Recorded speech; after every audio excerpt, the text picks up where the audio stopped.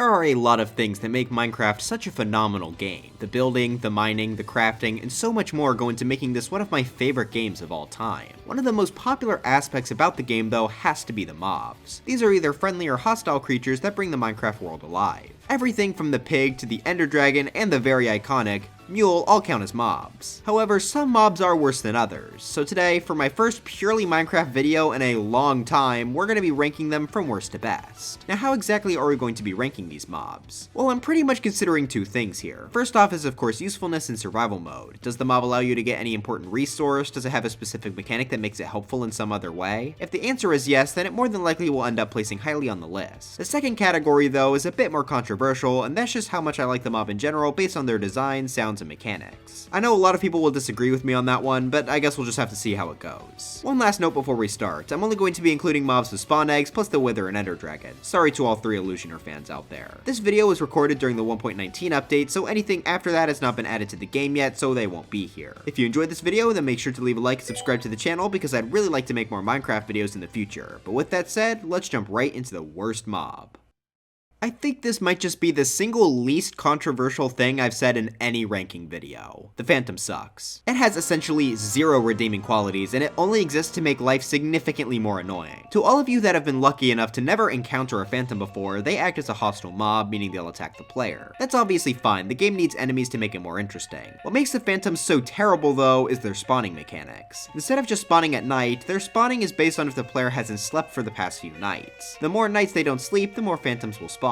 They're also very annoying to fight since they're also flying mobs, so if you don't have a bow, good luck. They also can spawn pretty much anywhere as well, so if you're on the surface at night, there's pretty much no choice but to fight these things. Can't you just sleep in a bed to avoid them? Yeah, sure you can. Oh, unless you need to be out at night to collect resources. Oh, and also sleeping can mess up your spawn point. Oh, and also carrying a bed with you takes up an inventory slot, which is very valuable in Minecraft. Oh, and also, why is the game encouraging you to not play through its hardest part? You are literally punished for not taking the easy way out here, which is so absurd. The whole challenge of the Phantom is to never encounter them in the first place, so really all they do is act as very annoying inconveniences. There's another mob similar to this later on where the goal is not to fight them at all, but that is done way better than the Phantom. Alright, but after all that ranting, does it at least drop something good? No. Phantom membranes can be used for a total of 2 things. One is repairing the elytra, which may seem good until you remember that mending exists. Plus, by the time you not only have an elytra, but an almost broken one, you likely already have a mending book. So the only real use for phantom membranes are for brewing slow falling potions. This potion can be helpful, but it's very niche, so overall, the Phantom is less than worthless.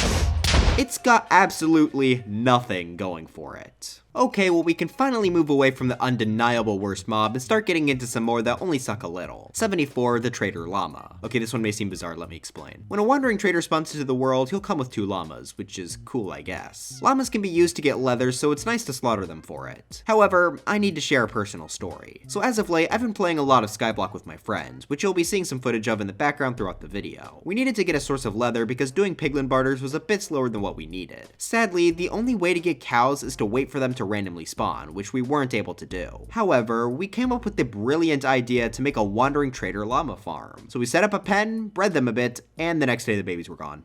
Yeah, so apparently, unless they're tamed or on a lead, wandering trader llamas can despawn like hostile mobs. That is so incredibly stupid. Yes, I know it's so that they despawn with the wandering trader, but they could have at least made it so their offspring don't also despawn. Chickens from chicken jockeys will also despawn, but if you breed them, their offspring will be perfectly fine. So what's the problem with these llamas? Yeah, I know this is an incredibly petty reason to put a mob so low, but you haven't seen the next entry yet. 73, the Vex. The Vex is summoned by the evoker in order to attack the player. Uniquely, they're able to fly through walls, which is a really neat mechanic. They're one of the deadliest mobs in the game too because they wield iron swords. While that can make them seem annoying to deal with, they did have one thing that saved them. I personally think the Vex was one of the coolest looking mobs in the game. I just love the color scheme and the face was perfectly devious.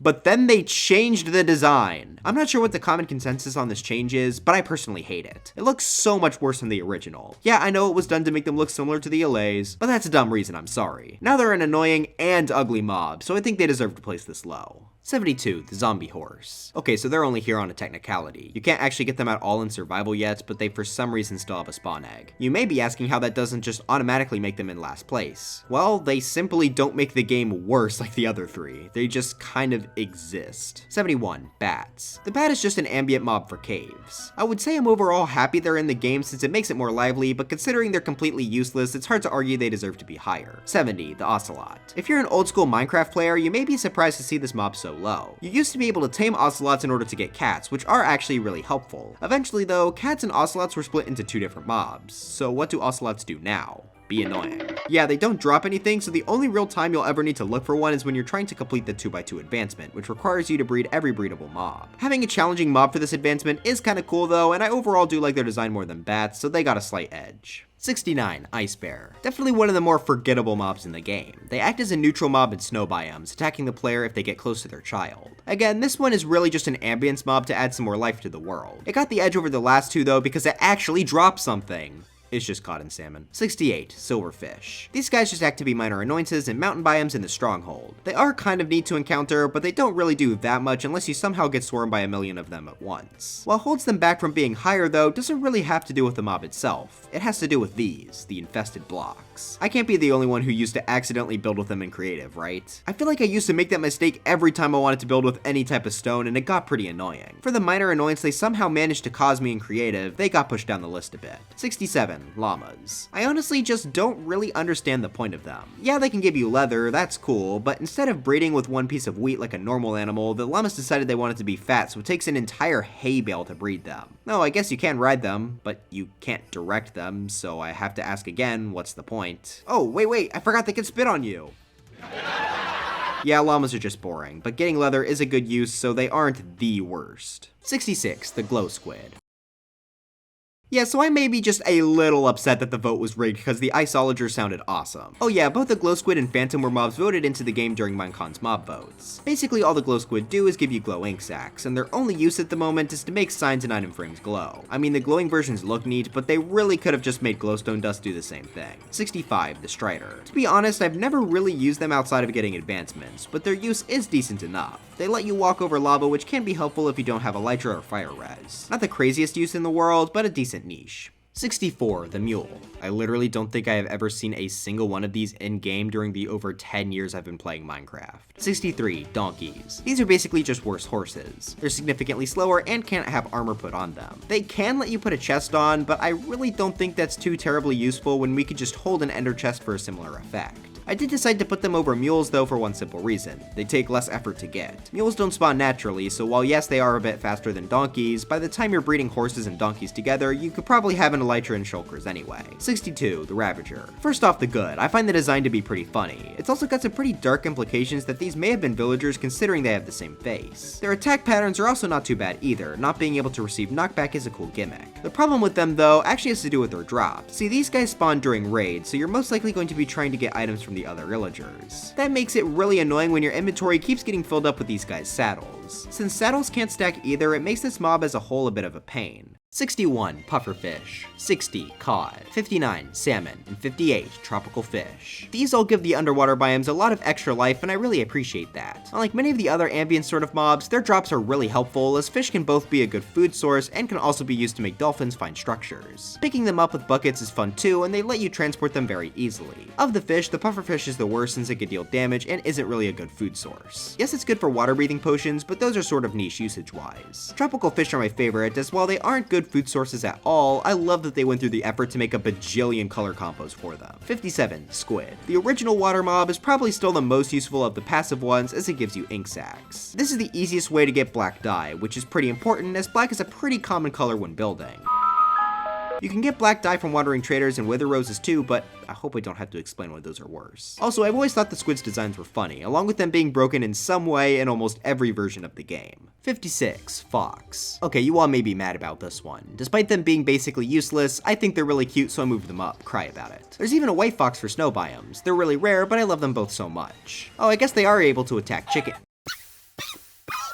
55. Panda. Same deal as the foxes, but they have more variations which are cool, and they also apparently give the player slime balls. I had no idea that was a mechanic before making this video, so I guess if you want to make the worst slime farm ever, you can use pandas. 54. The goat. The main reason you'd want to interact with them is because of the goat horns, which are pretty fun to use, especially in multiplayer. What really puts them up here though has to do with how funny it is to give them specific potion effects in creative mode. 53. Cave spiders. They're sort of just more annoying spiders, but I honestly kind of like that. They can do everything a spider can, but are smaller and can deal poison. I honestly do like it quite a bit as an enemy exclusive to mine shafts. It gives the structure a much more intense and unique feel. I do think once you get good equipment, they just become inferior to normal spiders, but I do think they act as really strong early game enemies. 52. Rabbits. This is honestly kind of a weird mob. They drop 3 unique items being raw rabbit, rabbit hide, and rabbit's foot, but they're all pretty niche. Rabbit is just an okay food source, and rabbit stew is just a waste, like who would ever make this? Rabbit hide can be crafted into leather, which is nice, but that basically just makes this an extra slow way of getting the item. Finally, rabbit's foot can be used to make jump boost potions, which are honestly very niche. I'm not even sure why you would ever really need them in survival. One cool thing about rabbits though is how they change based on the biome. They even have an exclusive look for if you name the rabbit toast with a name tag. However, the rabbits are brought down by one major disappointment. When they were first added, there was a very rare chance that a killer bunny could spawn, which would attack the player and actually deal a lot of damage. Oh my gosh, killer bunny, that's like 530! This Easter egg was super funny, and I wish you could still get it in survival. The killer bunny is still in the game as a creative mode exclusive, but man, it in survival mode would have been great. Maybe they could have rabbits turn into it if it's struck by lightning, just an idea. 51. Parrots. They're just undeniably awesome. First off, they can ride on your shoulder, which is super sick. Secondly, they can mimic mob sounds to warn you if a mob's nearby, also kinda cool. But the absolute best thing they can do is this. I genuinely don't know how you could dislike the parrot. Sadly, they are technically useless, but they're cool, so they get a pass. 50. The Elder Guardian. This is the first of our 4 bosses on the list. While that may make it seem like I dislike this guy, I honestly don't. They work well as enemies for ocean monuments, and their gimmick of giving the player mining fatigue is both creative and also makes the structure a lot more interesting. Sadly though, that mining fatigue can also be quite annoying if you accidentally ride past a monument while boating. I'm not really sure what they could do to get around this issue, but it is something that bothers me a bit. It being able to jump scare the player though is kind of funny. 49. Snow Golem. These guys are just silly. I mean, look at that. Oh. Look at that face. On top of just being silly, they do have some decent uses as well, being the easiest way to farm snow as they spawn it wherever they walk. They also throw snowballs at things, which isn't really useful, but it's very silly. 48. Endermite. Trust me, I wanted nothing more than to put this low on the list. It's basically just a purple silverfish, but instead of coming from blocks, it rarely spawns when you use an ender pearl. However, it does have one massive use that makes it actually pretty important. Endermen hate endermites for whatever reason, and will thus run after them to kill any nearby. That means you can use endermites to make really efficient enderman farms, which are fantastic for XP. This is a legitimately very good use, so they had to be here on the list, even if they look stupid and are annoying to get. 47. The Drown. The first of many zombie variants, and I personally think the gap between the Drowned and the others is pretty big. These will spawn underwater and act as decent ways to make those biomes a bit more exciting. The most important thing about Drowns though are their drops, being copper ingots, nautilus shells, and the big one, tridents. Getting a trident in Java Edition though is one of the most excruciating processes in the game. For some reason, Drowns rarely spawn in Java, only really spawning in ocean ruins. On top of that, only Drowns holding tridents can drop them. That means, without looting 3, only 1 in 188 Drowns will drop a trident. So while the drop is quite useful, the process being as annoying as it is makes me strongly dislike this mob. 46. Turtles. Similar to Drowns, they can also give the player some pretty valuable items, but they take a while to get. In this case, the items we want from them are scoots and turtle eggs. In order to get scoots, we have to breed turtles and wait for the babies to both hatch and grow up before we get 1 scoot out of the 5 we need for a helmet. This process isn't as painful as the one for tridents though, so I don't dislike turtles as much. Oh wait, how could I forget? The turtle shell can be used to make the turtle master potion, the most, useful potion in the game. 45. Hoglin. These guys just act as good ways to get food in the nether. I also like how they still try to attack the player, which makes the nether even more dangerous. 44. Zoglin. This is pretty much just a purely Easter egg mob, but that honestly makes it pretty cool. In order to find one, you have to bring a Hoglin into the overworld where it'll then transform. This also gives the monsters hunted advancement some extra challenges you're required to kill them. 43. Piglin Brute, and 42. Vindicator. These are both axe-wielding mobs that are used to make bastions or raids more dangerous. I personally think they're both the most dangerous mob out of their respective groups, making them pretty good mini-bosses. The Vindicator does get to place a bit higher though for 2 main reasons. First off, its drops are better, allowing you to get some extra emeralds. Secondly, if you name a Vindicator Johnny, it'll actually become hostile to literally every mob in the game, which is both a neat little Easter egg and also pretty helpful for some niche farm types. 41. Allay. While still a bit more niche niche than I would have liked, I'd say this is our first good mob to come from the mob vote. You could basically give them an item and they'll go out and try to find more of that item to bring back to the player. This is only really helpful for sorting non-stackable items, but that's still a pretty good use. I do also find it interesting that once you give them an item, you can't kill them. No matter what you try, they're just gonna ignore you completely, which is honestly kind of intimidating.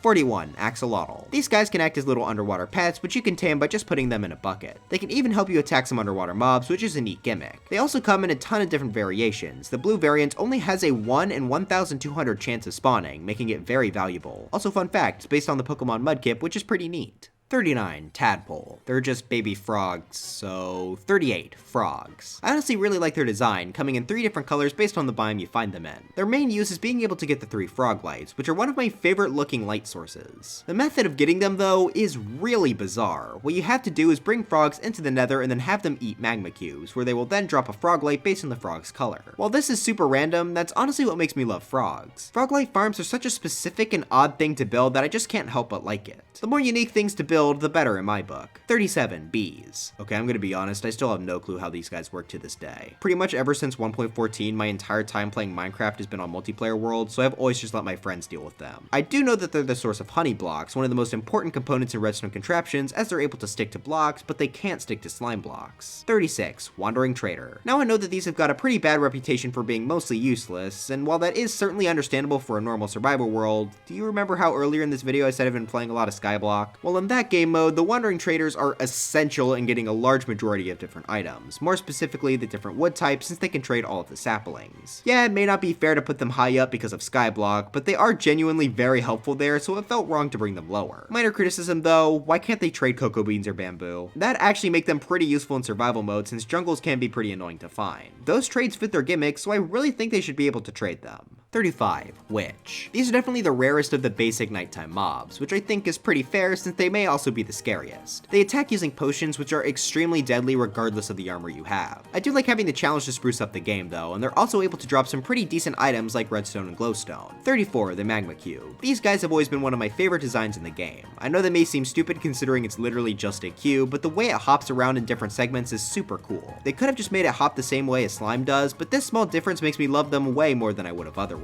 Magma cubes will also split to a smaller size upon death until they're at their smallest. This has always been a really cool gimmick and once again makes this a super interesting mob to fight. Also fun fact, with commands you can actually create magma cubes and slimes that are much larger than normally possible. You can do the same thing for phantoms, though I'm not really sure why considering they don't change size, but whatever I guess. The most important thing about magma cubes is their drop, being magma cream. While not as helpful as slime balls, these are good for making magma blocks and fire resistance potions, which are pretty important. 33. The Pig. Of Minecraft's 4 classic passive mobs, the pig is probably the worst, but that doesn't mean it's bad. It's a really good source of food and you can even ride them.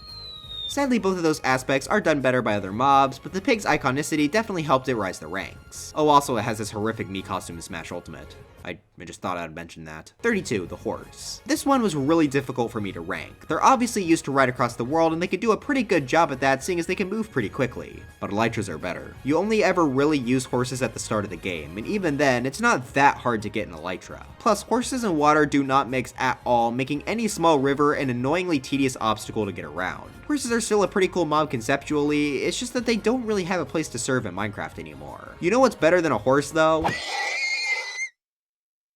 That wasn't supposed to happen. 31. The Skeleton Horse. Unlike the zombie horse from before, the skeleton horse can actually spawn in the game. It spawns during thunderstorms where a trapped horse will be set, and if the player goes near it, 4 skeleton horsemen will appear. This is one of the absolute coolest mob concepts in the entire game, which carried this a lot in the ranking. While they sadly can't have horse armor, nor are they as fast as a horse can be, skeleton horses can actually be ridden underwater, which I think is a massive advantage. I'm just a pretty big fan of everything about this mob. 30. The Cat. Okay, last tameable mob for a while I promise, but cats are incredibly useful. For whatever reason, both phantoms and more importantly creepers are terrified of cats, meaning they'll run away from them if they're nearby. This is helpful for not only defending your base, but also constructing creeper farms, which are very helpful, especially late game. Cats also come in several different colors, and there's even a pretty neat advancement for trying to tame them all. 29. The Spider. One of the classic Minecraft hostile mobs. These guys are the main source of string, which is a valuable resource as it can be used to craft bows, wool, and a number of other things. On top of that, spiders are one of the mobs to have a spawner, making farms for them relatively simple to make. What holds them back though is just how annoying they could be to deal with, as they're much bigger than the other default mobs and they can climb walls. Still, the drops are really good and they're pretty iconic, so it would have been wrong to not place them highly. 28. Dolphins. The dolphins have two really good uses that put us so far above most of the other underwater mobs. First off, if you feed a dolphin a fish, it will actually lead you to an underwater structure, which is super helpful as those can give you really good resources, including treasure maps. The other thing they can do is affect anyone nearby with the dolphin's grace effect, making them very quick underwater. My favorite thing about this though has to be this setup where you can combine dolphin's grace with depth strider and soul speed to make this stupid fast platform to run on. Yes, I did steal this from Etho, and it's honestly the reason I put the dolphin so high on this list. 27. The Warden. Yes, its drops suck, we all know that, but it's just super cool. This is our second boss mob and acts as a major obstacle in the ancient cities. It can't see, so it will only attack the player if it hears them, and you definitely do not want that to happen. Their attacks are so powerful that you're pretty much going to die if you anger it, even if you have protection 4 and netherite armor. So it adds a really neat gameplay gimmick to the ancient cities where you have to try and be as quiet as possible while looting them as to not alert the Warden. This is the mob I was talking about that actually does a fantastic job making you not want to fight them when I was talking about the Phantom earlier. Its gameplay is actually interesting and a fun challenge. This is how you make a mob you aren't supposed to encounter. The Deep Dark is one of my favorite biomes in the game due to just how genuinely terrifying it is, and that's all because of the Warden. I can't really place it any higher since it's not technically useful to players in survival, but it'd be wrong to place it low on the list. 26. The Chicken. This is one of the other classic passive mobs, but it's a bit more useful than pigs. On top of chicken being a solid food source, they can also drop feathers and lay eggs. Feathers are good for crafting things like arrows, and eggs are great for spawning more chickens. Since they can be launched from dispensers too, that means we can have an automatic cooked chicken farm, being a pretty solid food source. 25. The Cow. These guys are basically just upgraded pigs. Steak is the same as pork chop food-wise, but they also drop leather, which I've mentioned a lot in this video as it's a pretty important resource. On top of that, they can also give you milk, which is good for getting rid of potion effects along with crafting cake. You know what's better than a cow though? 24. The Mushroom. These act exactly like cows, but are only found on mushroom islands and can give the player mushroom stew if milked with a bowl. There's also a brown variant which can be rarely gotten from breeding or by striking a mushroom with lightning. I also just find the concept to be pretty cool. Overall, they did a great job on this thing.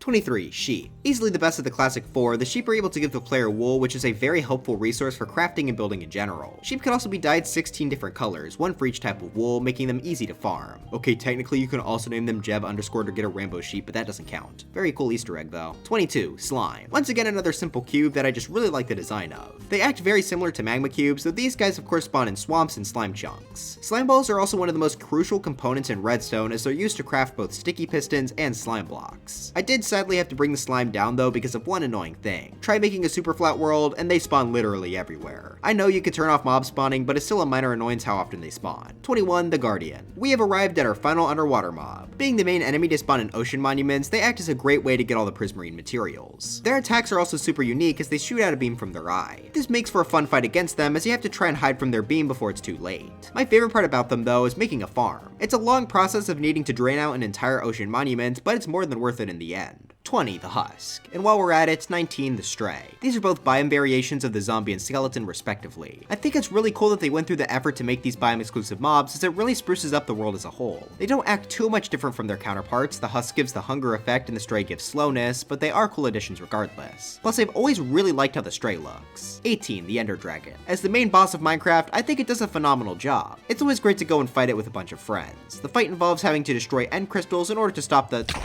or you could do that too. One thing I like about the dragon is the fact that it could just launch you into the sky, making the possibility of death always present. Upon killing the dragon, you aren't given too much, just a lot of XP, the dragon egg, and a way out of the end. Sadly, the dragon egg only appears the first time you fight the dragon, though that does make it pretty special. The main reason you'd want to kill the dragon in my experience is to open up more gateways to the outer end islands, which is pretty helpful since that's how you get elytras, shulker boxes, and so on. It may not be the most helpful use, but that's not really the point. It's meant to be the final boss, and as it is, I think it does a fantastic job. 17. Evoker. Killing one of these guys will give you a Totem of Undying, which is one of the most powerful items in the game, so it will instantly revive you if you lose all your hearts. Also, it drives me crazy watching any sort of hardcore Minecraft video and they aren't holding a totem. The way the Evoker attacks is also pretty interesting as they summon Vexes and Jaws to snap up from the ground. They're probably the easiest pillager to defeat in isolation, but in context of a raid they can be quite dangerous. Speaking of a raid, 16. The Pillagers. Despite being the most recent illager, I would say they're the main one as they're the ones you need to kill in order to get Bad Omen. Bad Omen is of course very powerful as it's what causes raids to happen in the first place. Those are very important for getting items like emeralds and of course totems. It may be sort of cheating to put these as the highest illager considering they're only really here because they give you access to the others, but I think it's is fair enough. 15. The Blaze. These are one of the most important mobs in the game as they're the only ones to drop blaze rods, which are required to make Eyes of Ender to beat the game. They also drop some of the most XP out of any mob, making their spawners excellent places for an XP farm. I've also always really liked their design. It's very different from anything else in the game. They're quite dangerous since they can set the player on fire and you can't easily place water in the nether. Yes, I know you could put water in cauldrons in the nether, calm down nerds. But yeah, I like pretty much everything about blazes. 14. Ghast. While ghast tiers aren't nearly as useful as blaze rods, I do think I have to give the edge to ghast in terms of the ranking. They're one of the most terrifying mobs in the game. Their cries always fill the nether, making it impossible to tell when one's gonna strike. Their fireballs can very easily knock the player into lava if they aren't careful. However, if the player is paying attention, they can actually knock the fireball back at the ghast to kill them, which is one of the most fun things to do in the game. You even get an advancement for it, being one of my personal favorites. The other ghast advancement is great as well, requiring you to bring the ghast into the overworld and then kill it. The ghast tiers themselves are also decently helpful as they can be used to make regen potions and, more importantly, end crystals to respawn the dragon.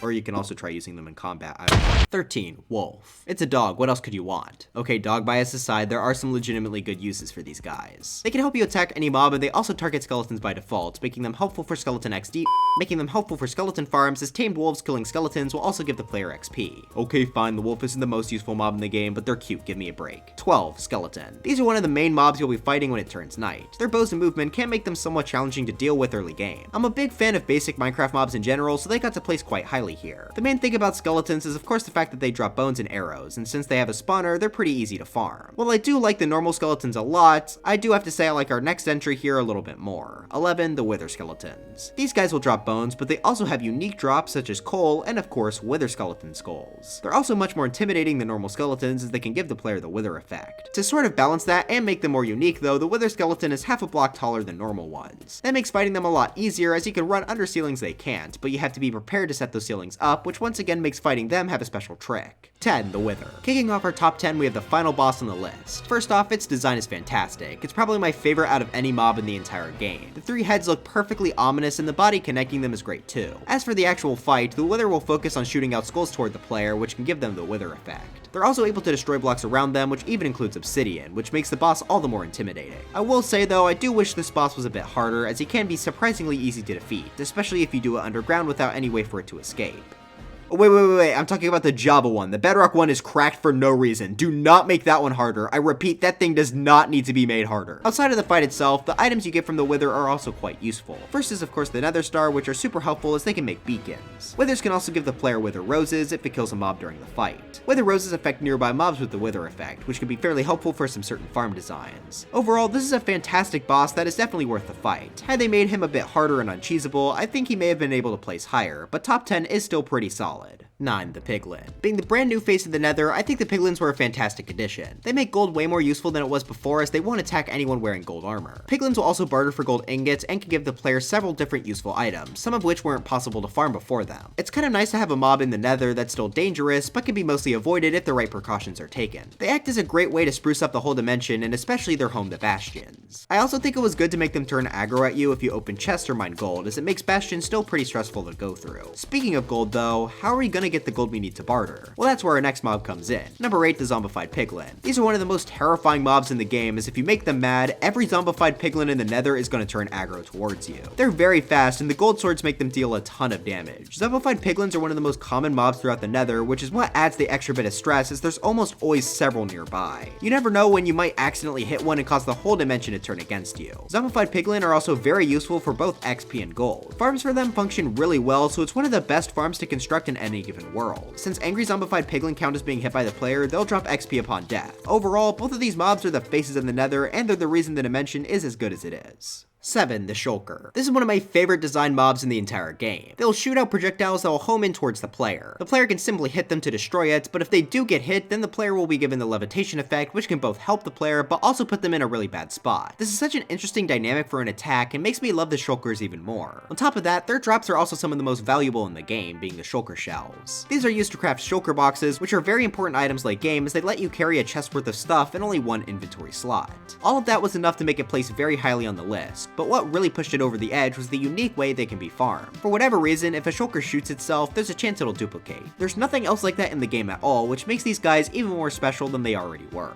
6. The Enderman. Being one of the 2 mobs to make it in as a playable skin in Smash Ultimate, it's obviously one of the most iconic mobs in the game. For the most part, they will be completely harmless. However, if you look them in the eyes, they will shake violently, and as soon as you look away, they'll teleport towards you and run very quickly to kill you. They are also very strong, making them one of the most intimidating mobs in the game. They do have a few weaknesses though, such as not being able to go in water and the fact that they're 3 blocks tall, but they can still be terrifying to deal with regardless. Interestingly, they're the only mob that can spawn in all 3 dimensions, so there's really no escaping them. If you manage to kill the Enderman, then you'll be able to get Ender Pearls, which not only let the player teleport, but are also required to make Eyes of Ender to beat the game. Add on, the Enderman farms are one of the absolute best for XP, and we have a mob easily deserving of being high up on the list. 5. The Zombie. This being your other Smash Bros mob, they're probably the most basic enemy in the entire game. They're very simple, they spawn at night, attack the player, and burn in the sun. While that may seem like the end on the surface, the zombies have a lot of interesting mechanics below the surface that make them worth placing this high. Baby zombies can also spawn, being much faster and scarier versions of normal zombies. Zombies will also try and attack villagers, which can actually be used to the player's advantage, as a cured villager will give the player much better trades. Zombies also drop some pretty good stuff too. Rotten flesh is a decent drop for getting emeralds from villagers, iron ingots are obviously great, and carrots and potatoes are good for starting farms. Zombies can even be turned into drowns to let the player get those drops as well. Since zombies are also another spawner mob, they're fairly easy to farm. But out of everything, the single most important thing that brings zombies up this high on the list is that they say 4. The Zombie Villager. This is the exact same thing as the zombie, but they can be cured by using a golden apple and weakness potion. That gives the player easy access to not only villagers, but also good trades as well. And yes, these 2 mobs have different spawn eggs, so they had to be separate. 3. The Creeper. The face of Minecraft themselves, of course, had a place high on the list. I promise I'm not just saying that because they're iconic though. Yes, that obviously helps, but they're iconic for a reason as well. Instead of attacking the player normally, the Creeper will kill the player by exploding themselves. This deals a massive amount of damage, being a one-hit KO in most cases. Add on the fact that creepers are completely silent until they start hissing, and you have what might just be the single most terrifying mob in the game, possibly even more than the Warden. The creepers have the advantage of spawning literally anywhere it's dark, which forces the player to constantly watch their back or else risk their entire inventory. These explosions also damage the environment as well, making them perfect foils for a game all about building stuff. That's just looking at the creepers from a design perspective. They're also very helpful for the player if they're able to kill them. Gunpowder is one of the most useful resources, as it can not only make TNT, but also fireworks, which are basically required late game in order to fly with the Elytra. Creepers also have several Easter egg drops attached to them as well. If you manage to get a skeleton to kill a creeper, it'll drop a random music disc. Sadly, it can't be either Pigstep or Other Side, the 2 best ones, but it can be anything else.